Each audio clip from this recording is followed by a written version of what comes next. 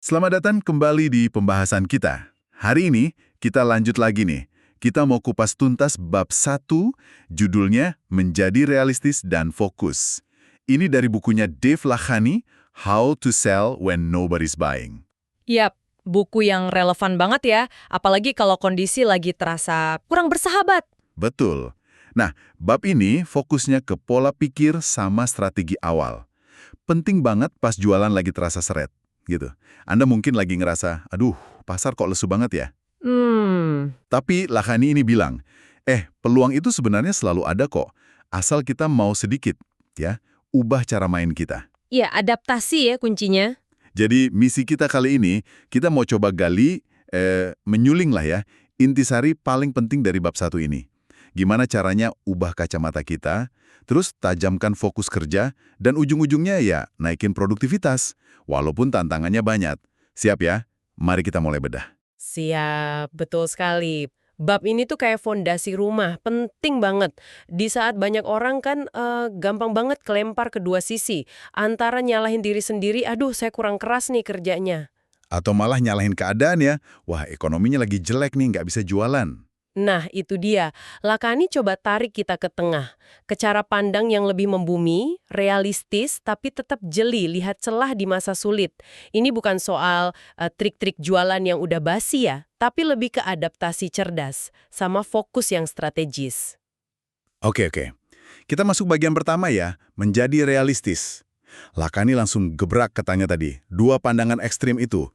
Pertama, yang bilang, susahnya cuma di pikiranmu aja, kerja lebih keras dong. Gitu kan? Iya, yang model motivator tapi kadang kurang realistis itu ya. Terus yang kedua, yang pesimis banget. Sampai bilang, wah ini mah kiamat, nggak usah jualan sekalian lah. Iya, yang langsung nyerah gitu aja. Nah, kata Lahani, realitanya nggak gitu. Nggak sehitam putih itu. Justru katanya nih, di masa sulit kayak gini, malah ada kesempatan emas. Tapi buat penjual yang cerdik. Nah, ini menarik. Maksudnya gimana tuh? Bukannya kalau sulit ya semua orang susah jualannya? Itu dia intinya, menjadi realistis ala Lahani. Realistis di sini bukan berarti pasrah loh ya, bukan menyerah, tapi lebih ke melek, sadar perlu sama situasi lapangan yang sebenarnya. Gitu. Oke, jadi paham medan perangnya dulu ya? Persis. Medan perangnya beda, ya strateginya juga harus beda dong. Teknik jualan yang mungkin setahun lalu, wah manjur banget, bisa jadi sekarang udah nggak relevan sama sekali. Lahani bahkan sempat singgung siklus bisnis juglar. Itu loh pola naik turun ekonomi yang alami. Ada ekspansi, kemakmuran, terus kontraksi, resesi. Iya. Siklus ekonomi. Dia catat juga, secara historis, masa enak itu biasanya lebih panjang durasinya. Dan kalaupun ada masa sulit, pemulihannya sekarang cenderung lebih cepat. Jadi kuncinya, itu kita harus ada di depan gelombang perubahan. Jangan sampai ketinggalan sama kompetitor di belakang. Realistis itu artinya terima kondisi, lalu cari celahnya. Oke, terima kondisi lalu cari celah. Nah ini nyambung ke ide utamanya yang kedengerannya agak keras ya, yaitu lakukan apapun yang diperlukan. Tapi dia kasih catatan, ya tetap etis tentunya. Tentu, etika nomor 1. Kalau dipraktikkan sehari-hari, ini bentuknya gimana? Apa harus kerja rodi gitu? Nggak juga. Lakani kasih contoh kok. Misalnya pas riset, gali infonya lebih dalam lagi. Jangan cuma permukaan. Terus cari prospeknya lebih gigih. Bangun hubungan yang lebih merata di dalam perusahaan klien. Jangan cuma ngandelin satu kontak. Oh jadi jangan cuma deket sama purchasing aja misalnya ya? Betul. Terus dia bilang, lakukan panggilan ekstra. Telepon lagi daftar klien yang udah lama nggak aktif. Cari prospek baru dari nol. Kontak lagi prospek lama yang dulu batal beli. Siapa tahu sekarang kondisinya beda. Bahkan coba sapa lagi pelanggan yang mungkin udah pindah. Wah banyak juga ya PR-nya. Kedengarannya capek banget. Iya, memang butuh usaha ekstra. Dia juga geser pertanyaan kunci yang biasa kita pakai. Ini menurut saya keren banget loh. Bukan lagi nanya, saya bisa jual apa ya ke orang yang lagi banyak duit? Hahaha, iya, itu pertanyaan standar ya. Tapi jadi, gimana caranya saya nemuin orang yang lagi butuh banget produk saya plus punya kapasitas buat beli? Nah, Ini kayak mengubah target bidikan kita sepenuhnya kan? Fokus ke kebutuhan mendesak dan kemampuan bayar. pergeseran pertanyaan itu strategis sekali. Sangat strategis. Konsekuensinya, ya jelas, butuh usaha lebih. Kreativitasnya juga harus lebih tinggi. Dan mungkin, ya, kesabaran ekstra. Karena hasilnya mungkin nggak seinstan pas pasar lagi bagus-bagusnya. Jadi ini investasi jangka panjang ya? Tepat. Ini investasi cerdas buat jangka panjang. Buat panen nanti pas siklus pasarnya membaik. Dan yang paling penting, ini lakani ulang-ulang terus di bagian ini. Uang itu ngikutin tindakan. Money follows action. Betul. Harus gerak. Nggak bisa cuma mikir, berharap, atau ngeluh doang. Nggak ada tindakan, ya nggak ada hasil. Sesederhana itu. Oke, paham. Jadi setelah kita setel ulang kacamata jadi lebih realistis, langkah berikutnya soal fokus. Ini pilar kedua ya di bab ini. Lakani bilang dengan mantap banget, fokus itu kunci sebenarnya buat jualan lebih banyak. Iya, ditebelin banget itu di bukunya. Kenapa sih fokus ini jadi kunci banget? Apalagi kita hidup di zaman yang, gangguannya banyak banget ya. Dan banyak yang masih percaya mitos multitasking itu hebat. Nah, itu dia masalahnya. Lohani ini termasuk yang skeptis banget sama multitasking. Dia kutip studi yang nunjukin kalau waktu yang hilang pas kita coba loncat-loncat dari satu kerjaan ke kerjaan lain, Lebih banyak dari yang kita kira ya. jauh. Produktivitas malah anjlok, bukan naik. Makanya dia tawarkan konsep yang dia sebut fokus penuh tanpa kompromi, atau fearsome focus. Fearsome focus, keren namanya. Dan dia kasih resepnya, formula 4-15. 4-15. Gimana tuh cara kerjanya? Intinya gini, kemampuan kita buat konsentrasi penuh ke satu tugas spesifik selama 45 menit. 45 menit. Iya, 45 menit. Dan selama itu, nggak ada interupsi sama sekali. Nggak ada lirik email, nggak ada balas chat WA, nggak ada ngobrol sebentar sama teman sebelah. Nggak ada. Wow. Cuma kerjaan itu toh. Nah, setelah 45 menit selesai, baru ambil istirahat yang terstruktur.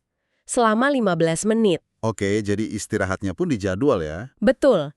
Di waktu istirahat 15 menit ini, baru deh boleh cek email, balas pesan yang penting, stretching dikit, ambil minum, terus siap-siap lagi buat blok fokus 45 menit berikutnya. Wah, 45 menit fokus total tanpa gangguan. Di kantor yang biasanya rame gitu, kedengarannya kayak misi berat ya. Iya, awalnya pasti gitu. Tapi Lahani kasih tips praktisnya kan? Yang soal mengkondisikan rekan kerja ini kayak ini krusial banget. Maksudnya kita harus briefing teman-teman kantor gitu ya. Betul. Itu langkah pertama dan penting banget. Kondisikan rekan kerja.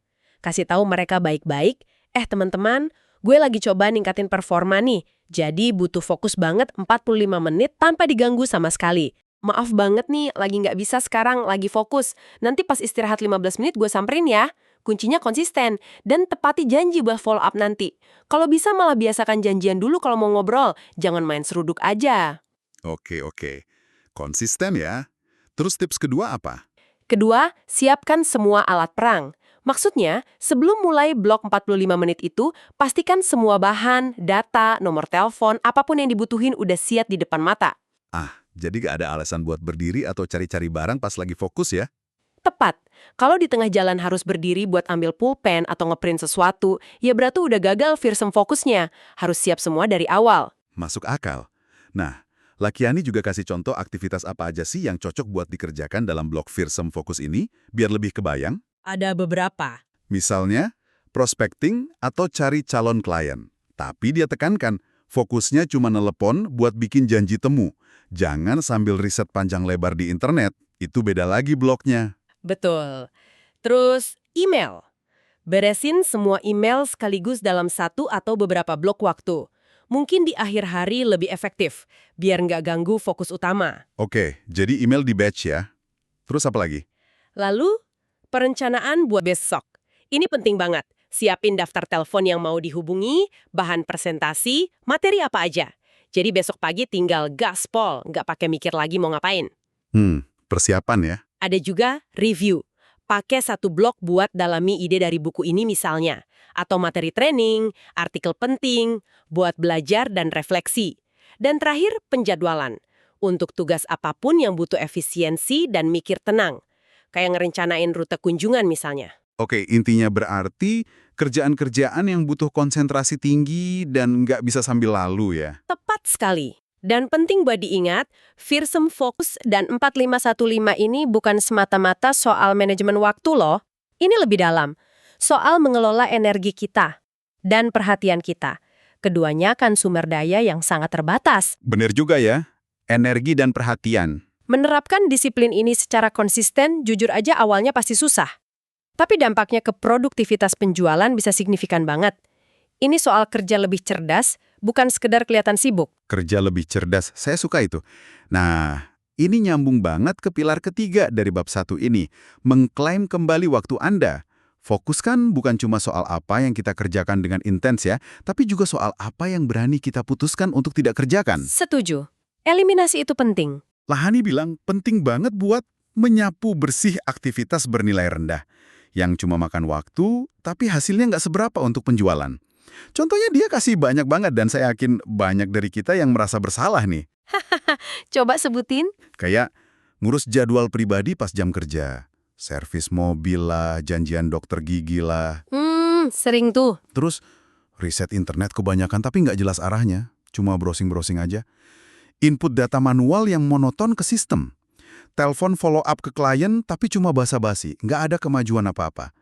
Nungguin antrian customer service di telepon, itu juga kan? Wah iya, itu bisa lama banget. Ngatur detail tiket pesawat dan hotel buat dinas, booking restoran buat ketemu klien, hapusin email spam satu persatu. Konfirmasi janji temu yang harusnya bisa otomatis atau didelegasikan. Sampai bikin laporan expense yang detail dan makan waktu. Aduh, daftarnya bikin pusing sendiri ya? Iya, itu semua pencuri waktu yang nggak disadari seringnya. Nah, poin kuncinya, kata Lahani, bukan cuma tugas gede yang makan waktu. Justru yang kecil-kecil ini nih, yang kelihatannya sepele, cuma 10 menit, bentar doang. Tapi kalau kita lakukan puluhan kali seminggu, itu yang diam-diam ngerogotin jam produktif kita. Setuju nggak? Setuju banget. Itu jebakan Batman-nya. Kelihatan kecil tapi numpuk jadi besar. Dan Lahani kasih 2 strategi utama buat lawan pemborosan waktu model gini. Yang pertama, ini yang paling gampang mungkin, limpahkan tugas ke staf pendukung yang memang sudah ada di kantor. Delegasi ke internal ya? Ya, coba deh jujur, lihat daftar tadi. Mana aja yang sebenarnya bisa banget dikerjakan sama admin, sekretaris, atau tim support lain di kantor. Kita sering kejebak pikiran, kelamaan ngajarinnya, ribet, mending gue kerjain sendiri aja, lebih cepat. Nah, itu mindset yang salah banget kata Lahani. Kenapa salah? Kan memang kadang lebih cepat kalau dikerjain sendiri. Mungkin cepat untuk satu kali itu, tapi pikir jangka panjang. Setiap jam yang berhasil kita selamatkan dari tugas receh itu adalah 1 jam ekstra yang bisa kita pakai buat aktivitas bernilai tinggi, kayak nelpon prospek panas atau ketemu klien potensial. Mana yang lebih menghasilkan? Benar juga sih. Fokus ke aktivitas yang menghasilkan uang ya. Tepat. Terus, kalau misalnya delegasi ke staf internal itu nggak memungkinkan, mungkin nggak ada stafnya, atau mereka juga udah overload. Gimana dong? Nah, ini Lahani punya jurus yang dia sebut pendekatan radikal. Wah, radikal? Apa tuh? Yaitu pakai jasa asisten virtual, VA, Virtual Assistant. Oh, VA. Sekarang lagi ngetrennya itu. Iya, dia memang kasih contoh situs spesifik di bukunya. Tapi intinya kan sekarang banyak banget ya penyedia layanan VA. Dari Indonesia juga banyak. Ada yang paket bulanan murah buat tugas-tugas simple kayak kelola email atau jadwal. Ada juga yang hitungan jam kalau butuh bantuan lebih kompleks. Coba bayangkan, kalau kita bisa dapat tambahan waktu, katakanlah 20 jam sebulan dari VA. Itu kan hampir setara 3 hari kerja penuh loh. Betul. Waktu sebanyak itu bisa dipakai buat apa? Buat fokus ke hal yang benar-benar menghasilkan penjualan kan? Efeknya bisa besar. Contoh kerjaan yang bisa dilempar ke VA apa aja tuh biasanya? Wah, macam-macam. Bisa minta tolong filter email masuk, jadi kita cuma lihat yang penting. Update data di sistem CRM, bikin spreadsheet laporan sederhana, riset awal tentang calon klien, nyari profil LinkedIn-nya misalnya, cari info soal tender atau RFP, request for proposal, bahkan sampai minta tolong hubungi customer service buat ngurusin masalah administratif kayak komplain tagihan atau lainnya. Lumayan banget ya bebannya bisa berkurang. Jadi kita bisa fokus ke strategi dan interaksi dengan klien. Iya, tentu pertanyaan pertama pasti soal duit. Mahal nggak sih pakai VA? Budgetnya ada nggak? Langkahannya udah nebak ini. Gimana jawabannya? Pertama, dia saranin hitung nilainya secara rasional. Waktu Anda yang berharga itu, kalau dipakai buat jualan, nilainya berapa per jam? bandingkan dengan biaya VA per jam atau per bulan. Seringkali secara hitung-hitungan lebih untung bayar VA daripada kehilangan waktu jualan yang mahal itu. Jadi lihatnya sebagai investasi ya, bukan biaya. Tepat, investasi waktu. Kedua, kalau budget memang lagi ketat banget, coba cari alternatif lain. Misalnya cari anak magang dari kampus terdekat atau pusat pelatihan kerja. Oh iya, anak magang. Mereka butuh pengalaman kerja nyata buat CV mereka, Anda butuh bantuan administratif. Bisa jadi simbiosis mutualisme yang bagus kan, saling menguntungkan. Bener juga. Itu bisa jadi solusi. Satu lagi poin penting yang sering dilupakan soal aktivitas receh ini. Biayanya itu bukan cuma waktu yang hilang, Tapi, tapi juga energi mental yang terkuras. Stres yang numpuk karena kita kayak juggling banyak bola kecil di udara, padahal ada bola besar kerjaan penting yang harus ditangkap. Menghilangkan atau mendelegasikan sampah kerjaan ini bisa bikin kepala lebih enteng, fokus lebih tajam, nggak gampang capek mikir. Oke.